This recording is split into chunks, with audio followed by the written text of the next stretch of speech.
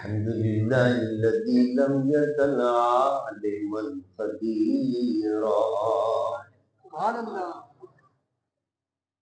حيا قيوما سميعا بصيرا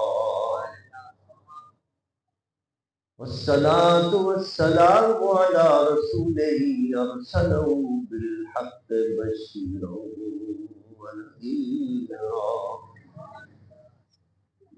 وعلى آله وأصحابه كثيرا كثيرا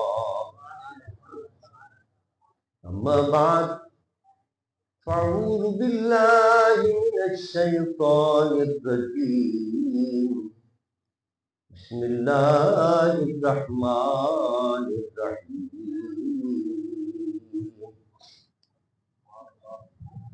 سبحان الذي أسرى بعبده ليلا من المسجد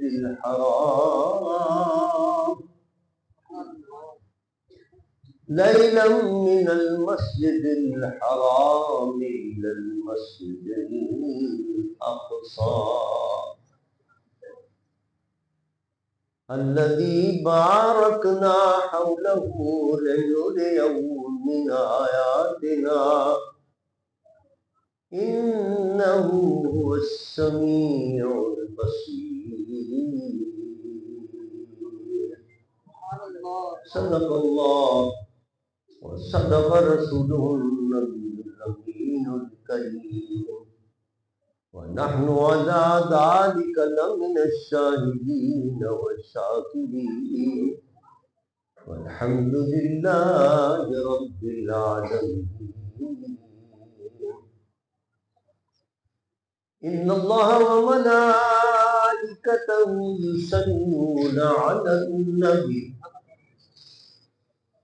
يا أيها الذين آمنوا صلوا عليه وسلموا تسليما. اللهم صل على سيدنا ومولانا محمد وعلى آل سيدنا ومولانا محمد بعدد كل ذرة بألف مرة. الصلاة والسلام عليك يا رسول الله. الصلاة والسلام عليك يا حبيب الله. الصلاة والسلام عليك يا رحمة للعالمين وعلى آلك وأصحابك يا شفيع المذنبين.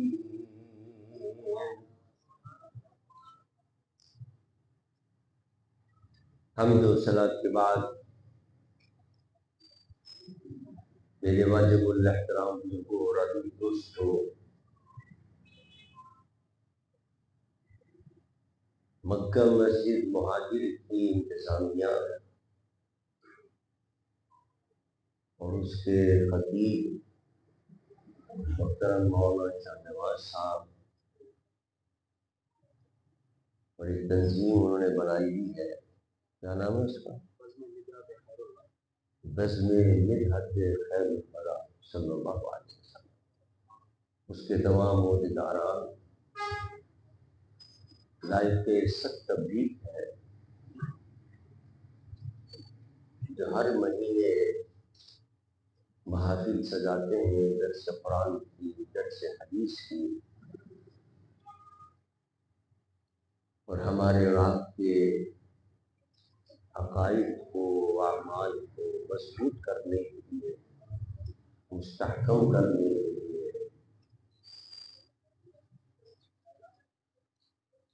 اس سلسلے کو جاری رکھتے ہیں، علماء کو بلاتے ہیں. یہ بڑا نیک کام ہے. جو اس میں حصہ لیتے ہیں وہ سب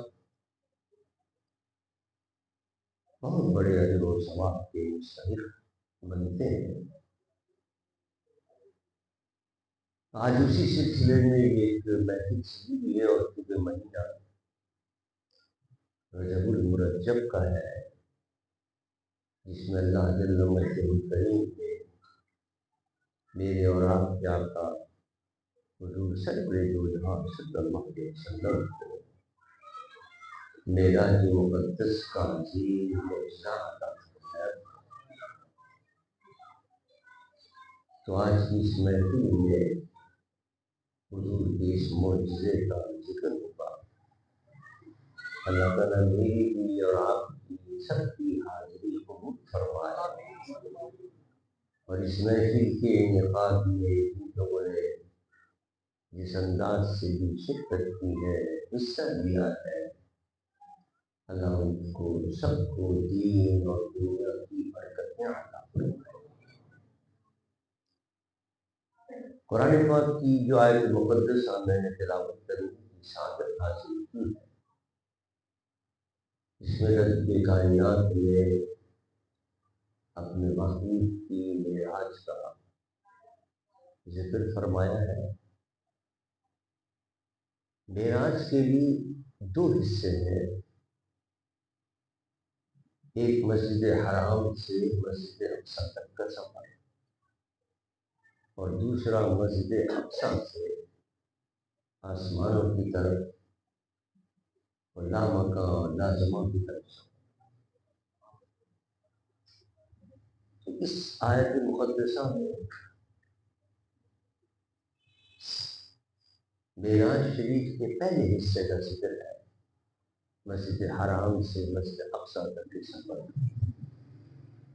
اور سورہ نجم کے اندر اللہ تعالیٰ نے اپنے محبوب کے معراج کے دوسرے حصے کا ذکر فرمایا ہے، مسجد اقصی سے آسمانوں کی طرف اور لازمہ اور لامکان کی طرف۔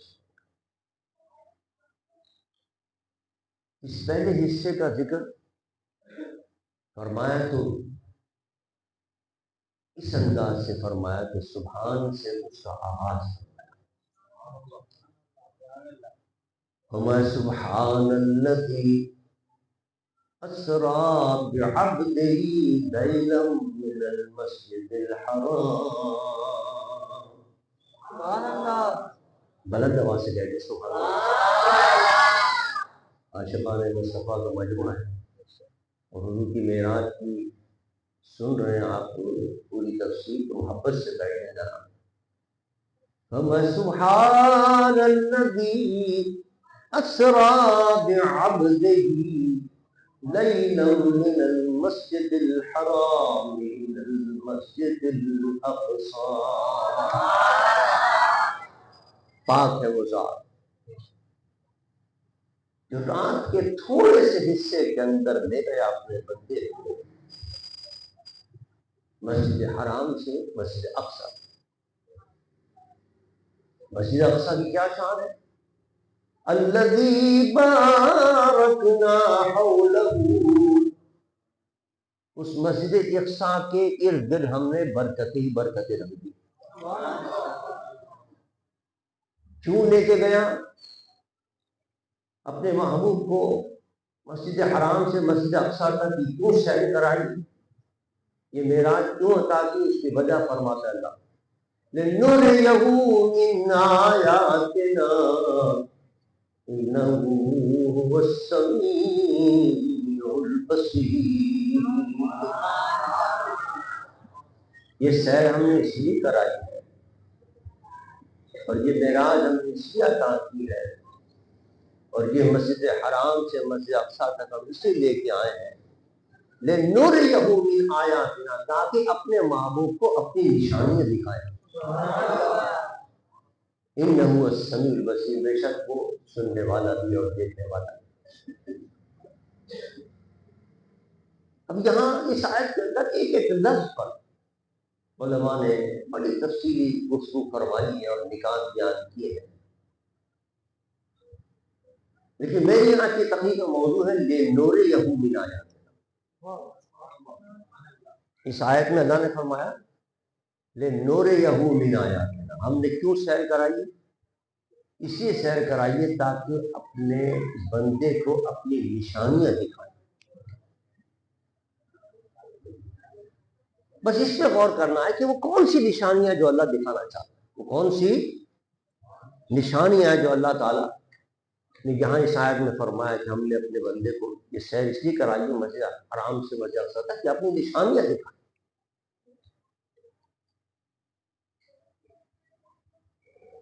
جب آپ معراج کا واقعہ جو تفصیل کے ساتھ احادیث میں آیا ہے، جب اس واقعے کی ابتدائی حالات آپ پڑھیں گے جو حدیث میں آئے ہیں تو پتہ چل جائے گا کہ لِنُرِيَهُ مِنْ آیَاتِنَا سے کیا مراد.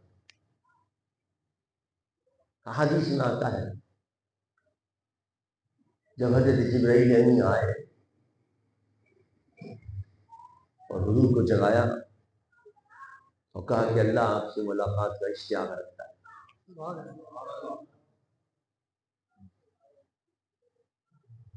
براق لے کر آئے، اس پہ سوار کیا اور اب وہ روانہ ہوئے مسجد اقصی کی طرف. حدیث میں آتا ہے کہ جب مسجد اقصی کی طرف روانہ ہوئے تو راستے کے اندر حضور فرماتے کہ میں نے دیکھا کچھ کھجور کے درخت مجھے نظر آ رہے ہیں، کھجور کے درخت مجھے نظر آ رہے ہیں. حضرت جبرائیل نے کیا سنا، یہاں اتر جائیے، یہاں اتر کر دو رکعت نماز ادا فرمائیے. حضور اتر گئے، اتر کر آپ نے وہاں 2 رکعت نماز ادا کی. پوچھا بھائی یہ کیا جگہ ہے، یہ تم نے جو مجھے اتارا ہے وہ بڑا مقدس مقام ہوگا، یہ کیا وجہ ہے جو اتارا اور یہاں نماز کے لکھا؟ انہوں نے یا رسول اللہ یہ وہ جگہ ہے جہاں آپ مکے سے ہجرت فرما کر یہاں تشریف فرما، یہاں حضور کا مسکن ہوگا اور یہی قیامت تک حضور آرام فرما. اس لیے کہا کہ آپ یہاں اترے اور یہاں اتر کے دکھا. اس کے بعد پھر 2 رکعت نماز پڑھ کے آگے چلے. پھر کہا اتر جائیے یا رسول اللہ. ارے بھائی اب کیوں اتارا جا رہا ہے؟ کہنا یہ مسکن حضرت شعیب علیہ السلام، یہاں سے شعیب علیہ السلام رہا کرتے، ان کا بازار مبارک. اچھا اتری، حضور اترے، وہاں بھی نماز ادا کیا. پھر آگے چلے فرمایا رسول اللہ پھر اتری اور پھر 2 رکعت نماز ادا کی ہے. حضور نے پوچھا اچھا بھائی اب کون سی جگہ ہے؟ فرمایا یہ بیت اللحم ہے کہ جہاں حضرت عیسیٰ علیہ السلام کی ولادت ہوئی.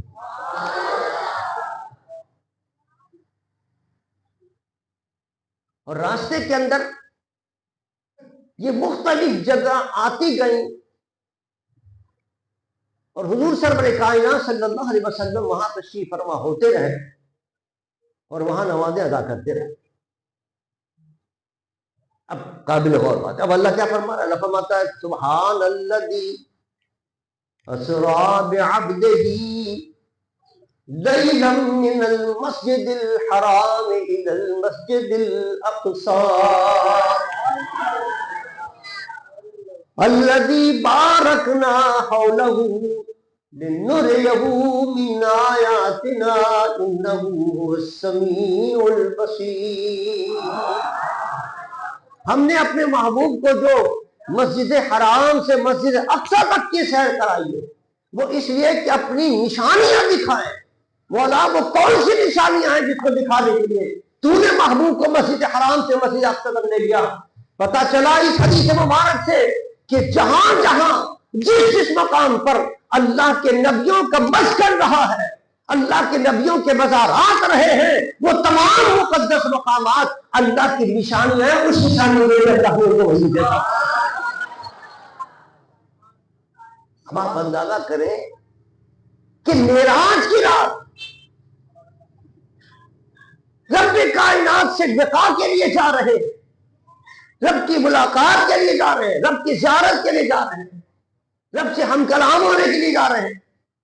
اور راستے کے اللہ فرما رہا ہے کہ ہم نے اپنی نشانیاں دکھانے کے لیے ان کو بلایا تھا اور نشانی یہ بھی کیا ہے؟ جہاں اللہ کے پیاروں کے مسکن رہے، جہاں ان کے مزارات رہے۔ بتانا مقصود یہ تھا کہ جہاں اللہ کے پیاروں کے قدم لگ جاتے ہیں، جہاں اللہ کے پیارے اپنا مسکن بنا لیتے ہیں، جہاں وہ قیام فرما لیتے ہیں، وہ جگہ بھی مقدس ہو جاتی ہے، وہ جگہ بھی مرتبے والی ہو جاتی ہے، اور جہاں وہ مستقل آرام فرما ہو قبر کے اندر، وہ تو قیامت کے لیے بسر بن جاتا ہے۔ برکت ہی برکت ہوتی ہے، رحمت ہی رحمت ہوتی ہے۔ ہم کیوں جاتے ہیں اللہ کے ولیوں کے مزارات؟ یہی معراج کا سبق ہے۔ حضور کو بھی وہاں اتارا گیا، اور وہاں حضور نے اتر کر 2 رکعت نماز ادا کر کے قیامت تک آنے والی امت کو سبق دے دیا کہ دیکھو معراج کے سفر میں بھی میں نے اس جگہ کو اہمیت دی، وہاں نماز ادا کی ہے جہاں اللہ کے نبیوں کے مسکن تھے، ان کے مزارات تھے۔ تمہیں بھی سبق ہے، تم بھی ولیوں کے مزارات سے جا کر فیض اٹھایا کرو وہاں۔ اب ہم چلے جائیں حضور دادا امام کے مزار پر تو فتویٰ لگ جاتا ہے، خواجہ حضرت نواز کے مزار پہ آ جائیں تو فتویٰ لگ جاتا ہے، اور وہاں اللہ کہتے ہیں نہیں یہ تو شرک ہو رہا ہے۔ شرک نہیں، یہ تو معراج کا سبب ہے۔ یہ اللہ کے پیاروں کے مزارات کا حاضر دینا یہ تو معراج کا سبب ہے۔ اور پھر میرے آقا فرماتے ہیں کہ جب میں حضرت موسیٰ کی قبر سے گزرا، حضرت موسیٰ کی قبر سے بھی گزرا، معراج ہی رہا، تو فرمایا کہ میں نے دیکھا کہ حضرت موسیٰ کھڑے ہو کر نماز ادا فرما رہے ہیں۔ کانا یصلی قائما فی قبرہ، اپنی قبر میں کھڑے ہو کر نماز ادا کر، کھڑے ہو کے کیوں فرمایا؟ یہ بھی کہا جا سکتا تھا نماز ادا کر، کھڑے ہونے کا لفظ فرمایا کہ یہ مت سمجھنا، بعض لوگ کہتے ہیں نہیں نبی جو ہے معاذ اللہ صبح معاذ اللہ وہ تو مر کر مٹی میں مل جائے، معاذ اللہ استغفر اللہ۔ ہمارا عقیدہ کیا ہے کہ اللہ کا نبی اپنے قبر کے اندر زندہ ہوتا ہے۔ کہتے ہیں نہیں وہ تو صرف روح ہوتی ہے، وہ تو صرف روح ہوتی ہے، جسم تو مردہ ہو جاتا ہے۔ ہمارا عقیدہ یہ ہے کہ موت آنی ہے، برحق ہے، ہر ایک پر موت آئے گی، نبیوں پر بھی، ولیوں پر بھی، غوث اقطاب پر بھی، لیکن نبیوں کو اللہ ایک آن کے لیے موت عطا کرتا ہے، پھر دوبارہ زندگی عطا فرماتا ہے، کیونکہ قرآن تو برحق ہے، کل نفس ذائقۃ الموت، اللہ فرماتا ہے موت کا مزہ ہر ایک کو چکھنا، خواہ کوئی نبی ہو، خواہ کوئی رسول ہو، کوئی ولی، سب کو مزہ چکھنا، تو بس مزہ چکھا اور قبر میں رکھا، پھر اللہ نے ان کو دوبارہ زندگی عطا فرمائی۔ تو زندہ ہے واللہ، تو زندہ ہے واللہ، حالات فرماتے ہیں تو زندہ ہے واللہ، تو زندہ ہے واللہ، میری چشم عالم سے چھپ جانے والے۔ اگر کوئی چیز آنکھوں سے اوجھل ہو تو اس کا مطلب یہ نہیں وہ ختم ہو گئی، بلکہ وہ زندہ ہے اپنے قبر عظمت۔ اور میرے آقا نے خود فرمایا، حضور نے فرمایا کہ جمعے کے دن مجھ پر زیادہ درود بھیجا کرو، جمعے کے دن مجھ پر درود بھیجا کرو زیادہ۔ پھر فرمایا ما من عبد یصلی علی الا بلغنی صوتہ حیث کان، کوئی بندہ بھی کہیں سے بھی مجھ پر درود بھیجے اس کی آواز مجھ تک پہنچتی، میں خود سنتا ہوں۔ حیث کان فرمایا، حیث کان کیا مطلب؟ کہ صرف یہ نہیں، جو بعض لوگ کہتے ہیں نہیں اگر حضور کے روضہ شریف کے سامنے کھڑے ہو کر سلام بھیجو گے تب تو سن لیں گے حضور، لیکن اگر حیدرآباد سے بھیجا، ملکانی لائن سے بھیجا، یہاں بیٹھ کر مکہ مسجد کے اندر بھیجا، پھر نہیں سنتے حضور۔ حضور فرماتے بلغنی صوتہ حیث کان، جہاں سے بھی کوئی مجھ پر درود بھیجے گا، خواہ وہ ہندوستان سے بھیجے، پاکستان سے بھیجے، شاہی بازار سے بھیجے، لندن سے، امریکہ سے، کہاں سے بھی درود بھیجے گا وہیں سے میں اسے واپس کروں۔ اب کہنے والا کوئی یہ بھی کہہ سکتا تھا نہیں یہ تو حضور نے اپنی ظاہری حیات کے لیے فرمایا تھا کہ میں مدینے میں ہوں، تشریف فرما، اب کوئی بھیجے گا مجھ پر جہاں سے بھی تو میں اس کا بات سن لوں گا۔ اس مسئلے کو بھی صحابہ نے حل کر دیا۔ جب میرے آقا نے فرمایا نا کہ بلغنی صوتہ حیث کان، اس کے بعد مجھ تک پہنچی، میں سنتا ہوں تو صحابہ نے پوچھا اکان بعد وفاتک یا رسول اللہ، یا سنا یہ جو آپ فرما رہے ہیں کہ میں سن لیتا ہوں، تو یہ اب اس وقت کی صورتحال ہے یا اس عالم سے پردہ فرمانے کے بعد بھی آپ سنیں گے؟ سرکار نے فرمایا بعد وفاتی، یہ نہیں اس زمانے میں، اس ظاہر حیات میں، بلکہ اس عالم سے پردہ فرمانے کے بعد بھی جہاں سے میرا غلام مجھ پر گزرے گا میں اس کے بعد کو سن لوں گا۔ ہم یہاں سے جب کھڑے ہو کر سلام پڑھتے ہیں، یا نبی سلام علیکہ، یا رسول سلام علیکہ، یا حبیب سلام علیکہ صلوات اللہ علیکہ۔ حضور فرماتے تم یہاں سے سلام بھیج رہے ہو، میں روضہ شریف میں تمہارے سلام بھی سنوں۔ پھر صحابہ نے جب کہا صحابہ نے رسول اللہ اس عالم سے پردہ فرمانے کے بعد بھی آپ نے فرمایا ہاں ان اللہ حرم علی الارض ان تاکل اجساد الانبیاء، اللہ نے حرام کر دیا ہے نبیوں کے جسموں پر کہ زمین ان کو چھوتی نہیں، ان کو نقصان نہیں پہنچاتی، جس طرح جسم رکھا جاتا ہے قیامت تک اس طرح باقی رہتا۔ اس سے پتہ چلا کہ ان کا جسم ماں روح کی زندہ رہتا ہے۔ دیکھیے نا، اگر جسم میں سے روح نکل جائے تو پھر تو ہم دیکھتے ہیں کسی کی قبر کو آپ کھول کے دیکھیں ہڈی میں نہیں ملے گی، آپ چند مہینے کے بعد ختم ہو جاتا، جسم ختم ہو جاتا۔ سائنسدانوں نے ایک وقت مقرر کیا اتنے مہینے کے اندر اس کا گوشت ختم ہو جائے گا، اتنے مہینے کے اندر اس کی آنکھیں ختم ہو جائیں گی، اور اتنے مہینے کے اندر ہڈیاں بھی ختم ہو جائیں گی۔ پوری تفصیل موجود ہے، میڈیکل سائنس کے اندر موجود۔ چند دنوں کے بعد، چند مہینے بعد آپ کسی کی قبر کھول کے دیکھیں کچھ نہیں ملے گا، لیکن نبی کو کیوں نہیں ملے گا؟ اس لیے کہ روح نکل رہی، جسم سے روح نکل رہی، جسم فنا ہو جاتا ہے، لیکن نبیوں کے لیے اللہ فرماتا ہے اسے میرا نہیں، ہر نبی کا جسم جو ہے قیامت تک قبر کے اندر سلامت رہتا ہے، اس لیے کہ ان کی روح قبر کے اندر ان کی جسم میں موجود ہے۔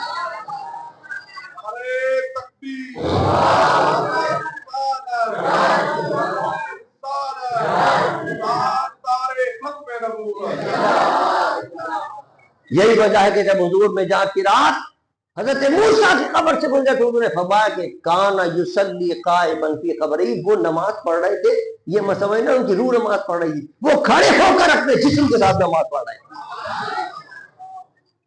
جب حضرت موسیٰ زندہ ہے تو پھر موسیٰ کا نبی کیوں نہ زندہ ہو؟ جو سارے نبیوں کا نبی بن کر آیا وہ کیا زندہ ہو؟ حضور زندہ ہیں اپنے روضہ انور کے اندر، ہماری فریادوں کو بھی سن رہے ہیں، ہمارے کلام کو بھی سن رہے ہیں، اور بتا دیا کہ جس ولی کے اور جس اللہ کے مقبول بندوں کے مزار پہ جاؤ گے تو تمہیں وہاں سے خیر ملے گا۔ دیکھو میں خود نبی ہو کر جا رہا ہوں،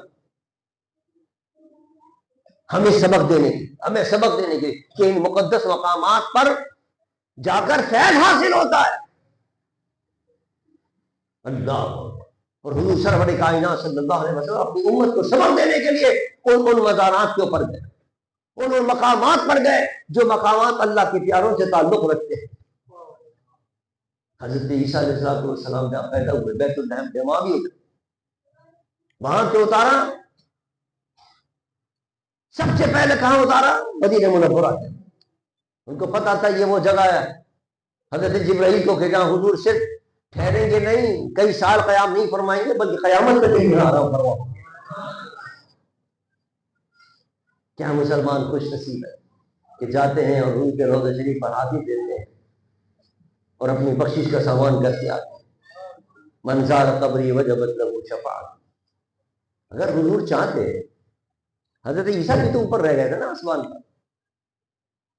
تو حضور چاہتے عراق کی رات گئے تھے، ساری کائنات کی سیر کی آپ نے، لنوریہم من آیاتنا، یہ بھی ہے ہم اپنی نشانیاں دکھائیں گے، آسمان بھی دکھایا ہم نے، زمین بھی دکھائی اپنے محبوب کو، جنت بھی دکھائی، دوزخ بھی دکھائی، سارے فرشتوں کو دکھایا، حور و غلمان سب دیکھے میرے مصطفیٰ نے، جہنم کے اندر عذاب ہوتا ہوا دیکھا، جنت کے اندر محلات دیکھے، حضرت عمر کا محل بھی دیکھ گیا، فرمایا عمر میں جنت میں گیا تھا، میں نے تیرا محل بھی دیکھا، بڑا شاندار، جی چاہ رہا تھا اندر جاؤں، لیکن میں نے کہا نہیں وہ تو بڑا غیرت والا ہے عمر، میں نے کیا اندر۔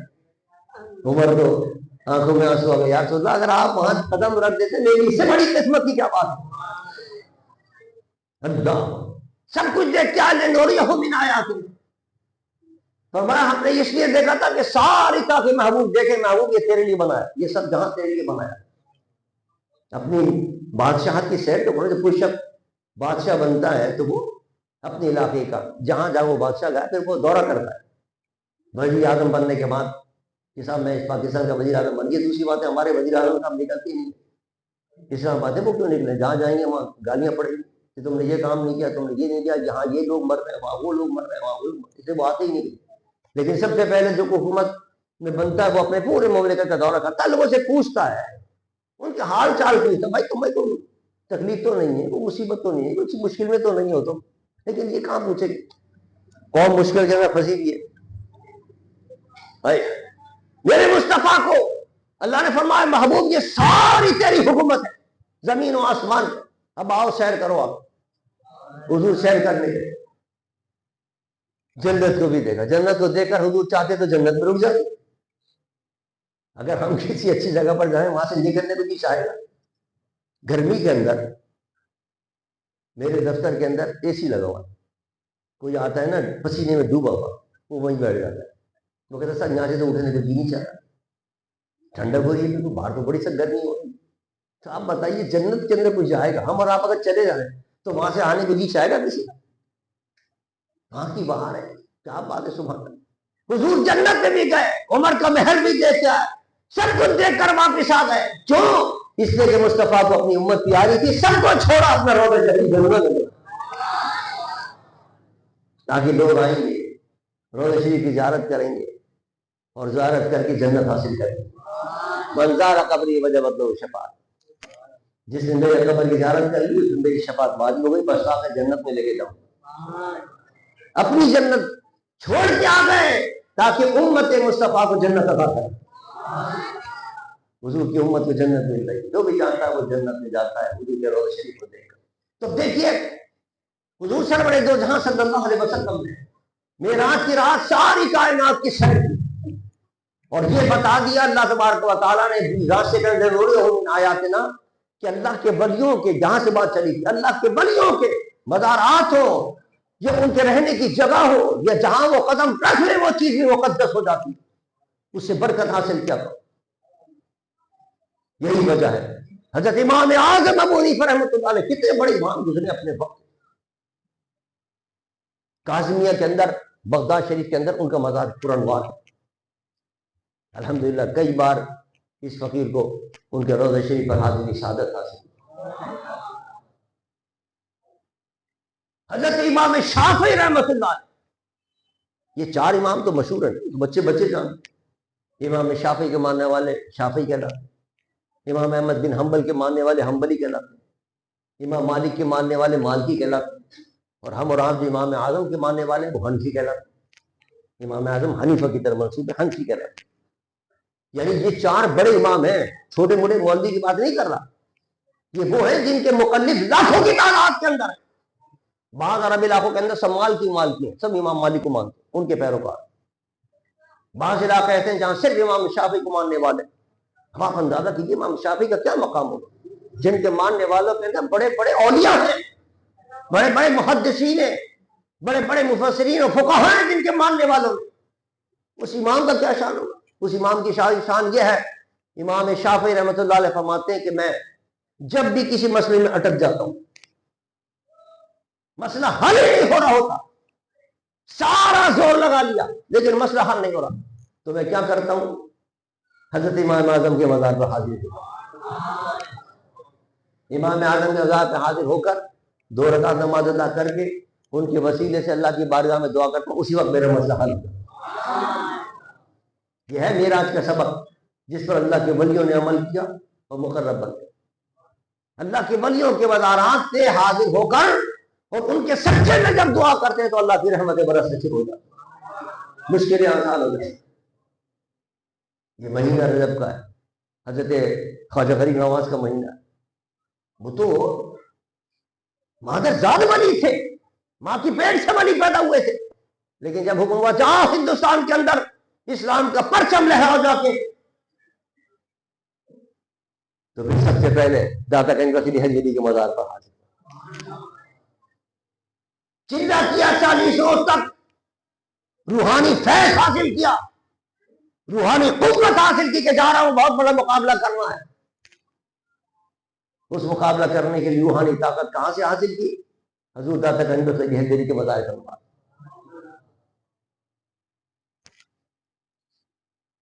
اور وہاں گئے فیض حاصل کر کے تو پھر کس طرح جھنڈے گاڑے، کس طرح جھنڈے گاڑے۔ شہاب الدین غوری جو کئی مرتبہ حملے کرنے کے بعد ناکام لوٹا تھا، لیکن جب رات کو زیارت ہوتی ہے، حضرت خواجہ غریب نواز کی فرمایا ہندوستان کا تخت تیرا انتظار کر رہا، آ حملہ کر اور فتح حاصل کر۔